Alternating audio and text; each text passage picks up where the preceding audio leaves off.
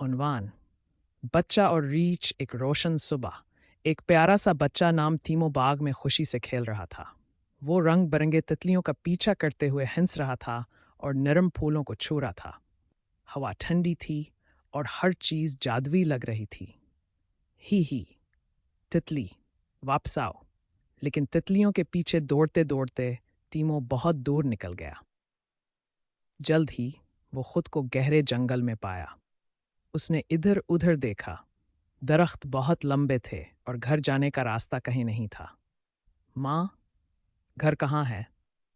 तभी झाड़ियों के पीछे से एक बड़ा भूरा रीछ निकला। तीमो ने सांस ली और एक छोटा सा कदम पीछे हटा।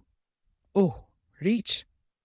डरो मत बच्चे, मैं तुम्हें नुकसान नहीं पहुंचाऊंगा। क्या तुम गुम हो गए हो? जी हाँ, घर नहीं मिल रहा। मेहरबान रीछ ने सर हिलाते हुए कहा, मेरे साथ आओ, मुझे पता है बाग कहाँ है। बच्चा